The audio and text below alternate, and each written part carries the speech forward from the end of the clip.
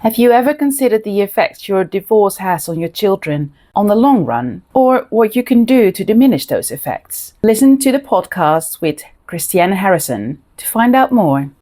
Welcome to the Leadership Parenting Podcast, where I empower parents so they can empower their children.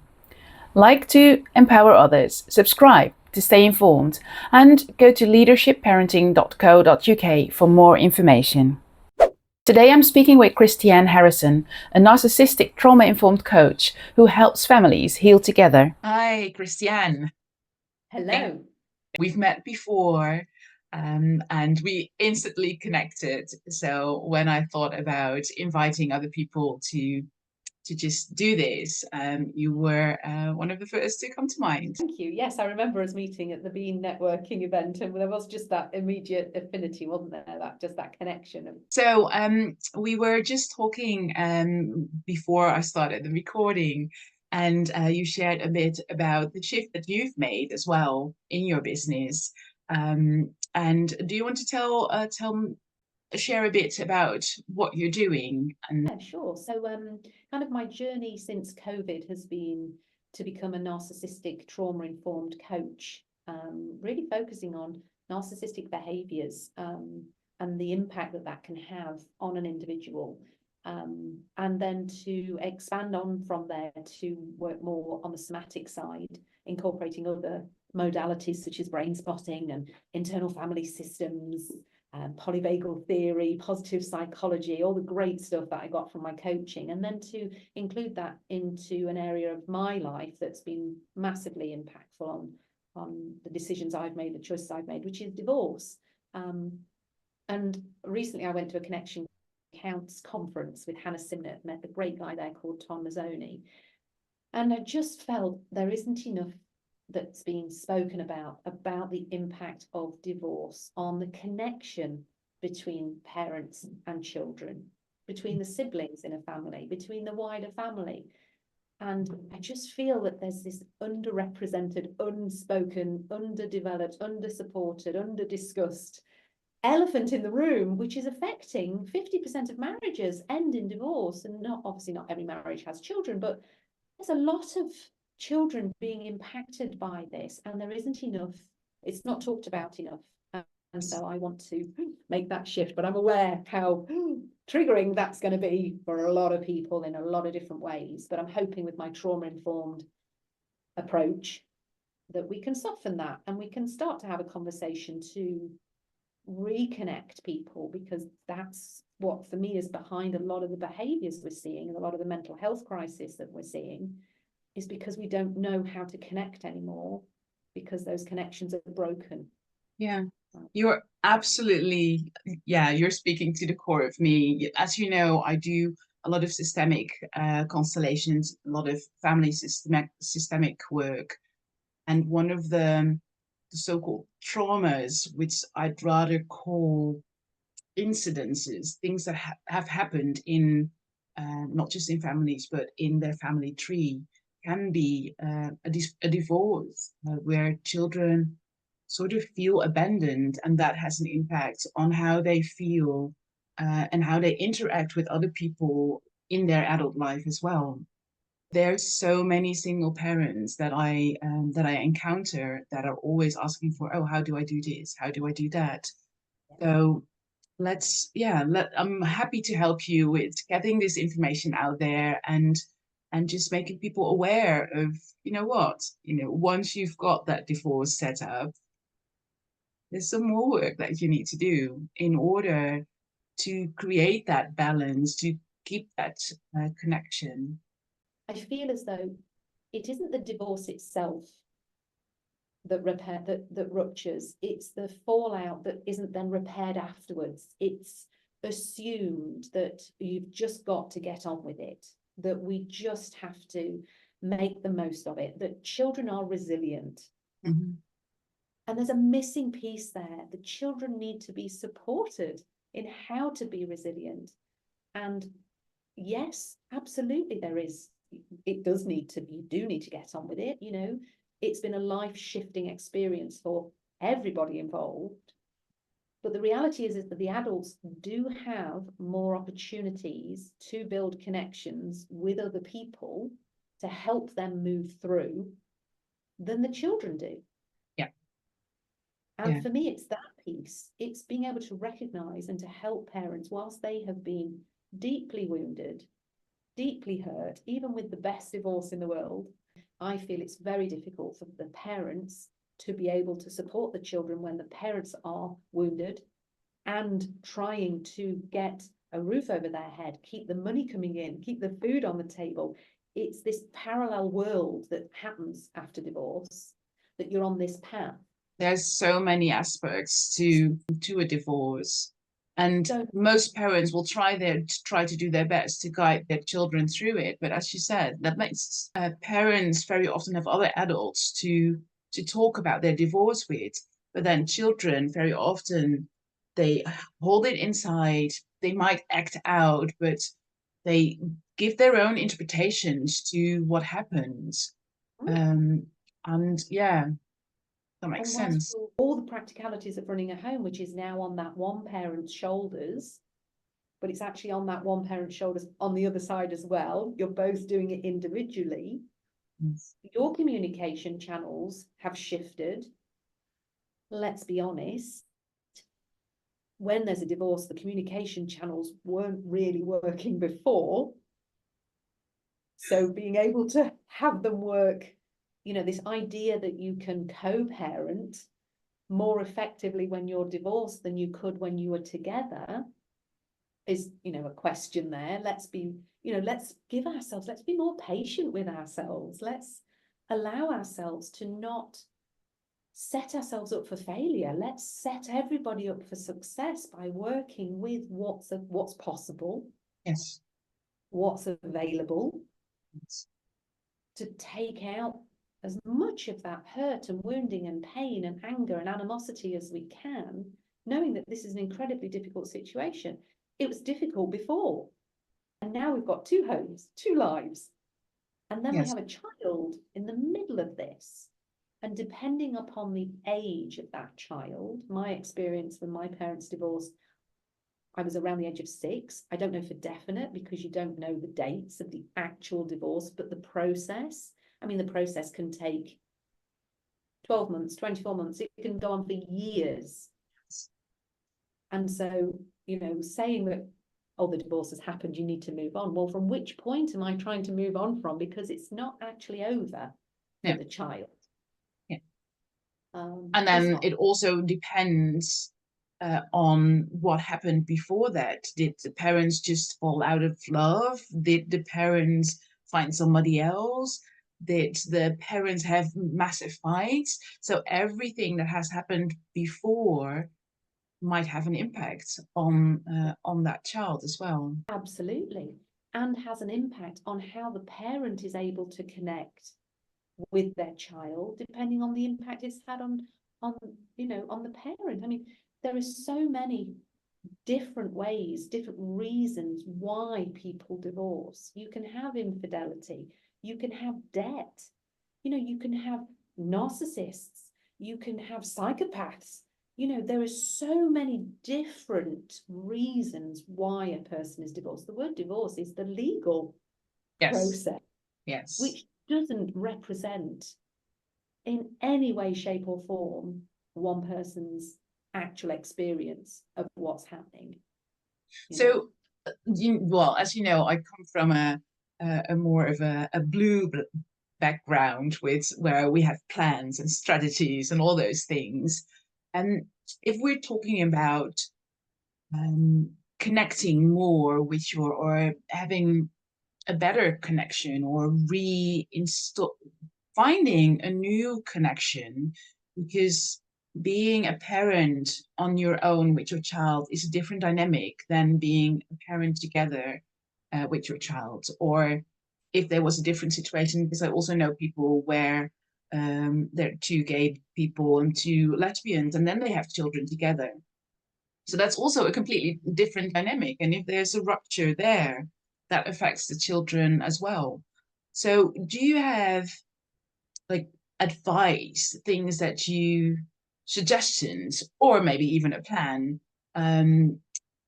where we all know that there's no one size fits all, but that you could share for parents if they're like, oh, you know what, I am dealing with a divorce, or I have dealt with a divorce and I've never thought about that, how that would impact my child in the connection area, and maybe even the impact that it will have when my child is growing up and wants to have their own relationship.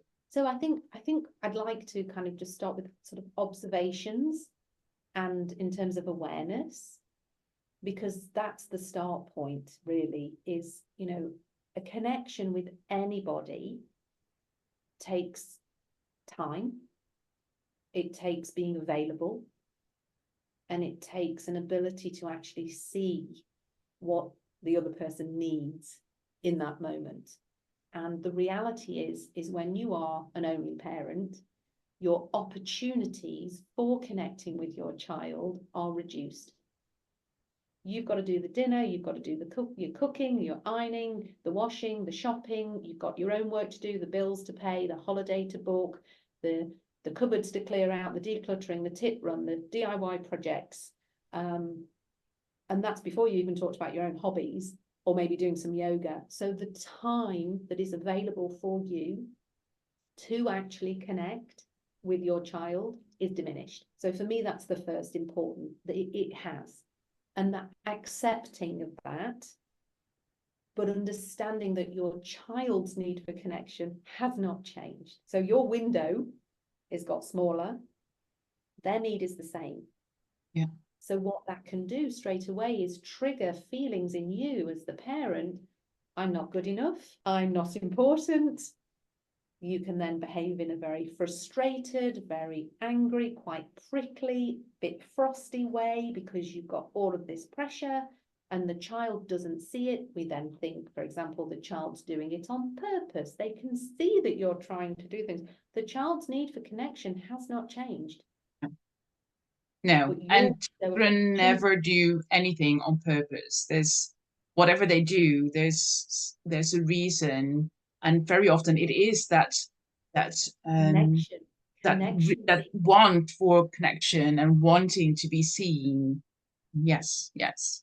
And they don't have anybody else that they can connect with. Yeah. Because they are the child. You know, and it's very, very difficult. It's a very, very difficult situation. It's quick for that sole parent to feel frustrated, to feel angry. Of course it is, because they've got all of these demands on their time. They need to keep a roof over their head. They need to pay the bills. All of these things have to be done. Absolutely. But the impact that that then has on the child of that parent not being available is where the rupture happens, because they do not have the cognitive ability to understand that mum needs to pay the bills and keep the roof over their heads. They in that moment, they just want connection. Yes. And that connection can be 10 minutes, just 10 minutes of connection with a child. And so becoming creative, observing how can you as the only parent shift ever such small shifts your availability for connection, because again the frustration part for the parent is, well, I'll schedule in the connection time between the hours of 5 and 5:30. That's not how children work. They want to connect with you when they want to connect with you. Yeah. And that's the piece as well. It's this window. The sole, you know, the only parent's opportunity to connect is diminished. The child's need stays the same. How do we fit them together so that it works? Well, children don't work like that. No. They want to tell you what they've seen out the window now. Yes. And when we keep saying to them, not now, later, I've just got to do this, I've just got to do that. Every time we do that, we are rupturing. And so that's then when we then have to do the repair. Yeah. Because they can't do the repair. They don't know how to do the repair. They're the child. Yeah. And what happens, I feel, in divorce is there is this maturing that's expected of the child overnight, that they are somehow expected to be able to step up and step into this gap that's been left, and they somehow then need to be able to pull their weight, they need to be able to contribute, they're not ready. They didn't ask for that. That wasn't what was part of their plan. Yeah. It's wasn't part of the parent's plan either, but the parent is the adult in this relationship. And whilst I still feel there is a huge amount of skills development that's needed then for that sole parent, that only parent, that skills gap, they are the adult. They have more people they can, hopefully, not always, reach out to, connect with, to bridge that skills gap that they have. The child doesn't. Yeah.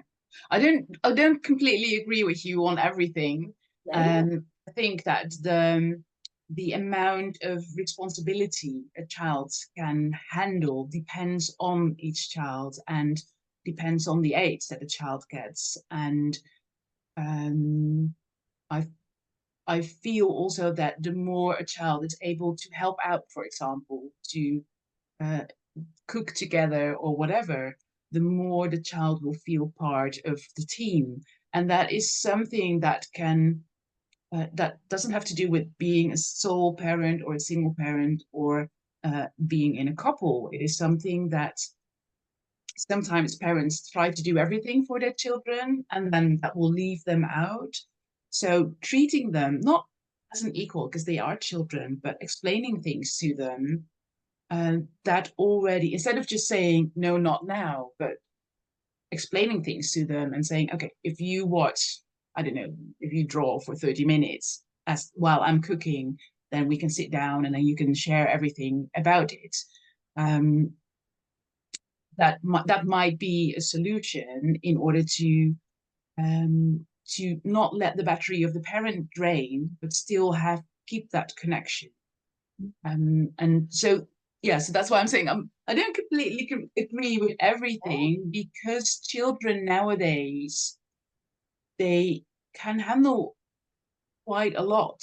And if they can be on screens and decide what to watch on screen, then I feel that a parent should be able to balance what they are allowed, and that allowances and expectancies should be equal. But I do agree with you that observation is key, because even though people assume that every child's like, oh, well, on this age they should be able to do this, and on this age they should be able to handle that. No, please watch your child. But it's very difficult for parents to see what their children are capable of when they are going through a divorce themselves, because their capacity to be present is diminished. There is a period where it is literally batten down the hatches, you just have to get through. And what you described then about cooking together or drawing whilst cooking, that's connection. That in itself is the connection piece, and creating those ways to connect. Yeah. But it's not, I guess, the thing, so the connection piece and the observation and that diminished availability is really important. A child's need for connection during a divorce, in my experience, is actually greater. Yeah. Because they're coming from a place of fear. And they need that confirmation, and they need that security and that safety. Yeah. But they need that safety from a regulated adult. And the challenge there is that sole parent is most likely not able to regulate themselves because of the enormity of what they are then facing themselves. So what we potentially end up with is a situation where the parent then fakes being fine to help soothe the child, but the child's nervous system is in a trauma state. It's dysregulated. It needs to feel the safety, not just hear the words. It needs to be able to, through neuroception, feel seen, soothed, secure. And if the parent is dysregulated but telling the child they're fine, the child then starts to distrust that connection. Yeah, which makes sense, because most children are more perceptive than a lot of grown-ups have sort of tweaked themselves into. So they will know that what you're saying isn't completely true.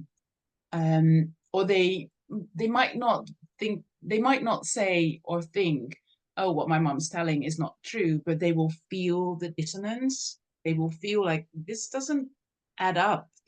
This doesn't quite, and then there's a vulnerability piece there for parents, age appropriate, letting a child know that you are not happy and explaining that that's not because of them. It's, but there's so much grief tied up in this. Grief, loss, confusion. And when we talk about a child being able to contribute to the house or do age appropriate tasks, that ability can disappear because they regress. Because depending on the age at which the divorce happens and how long it's been going on for, or how long there's been, a disconnected home, a child's development between the ages of 0 and 7, they're in a hypnotic state. These beliefs go into their subconscious. They don't have the cognitive ability to be able to eloquently explain to you as the parent what's going on for them, for you to be able to help. So there's this barrier, these unseen wounds of children that they carry. They don't even realize they're carrying them until later on, and then they start to come out. But by the time it's later on, everybody's moved on. There might be a new relationship for both parents, for example. Mum might have met someone, dad might have met someone. They've then got these new relationships. They're forming new connections, and the child is feeling, well, where do I fit within this? And then they can't vocalize that because they can see potentially mum's happy, dad's happy. I'll just behave. I'll just mask it. Yeah, precisely. Try to fit in. Yeah. But not consciously choosing to do that. It's a subconscious need for safety. This is really,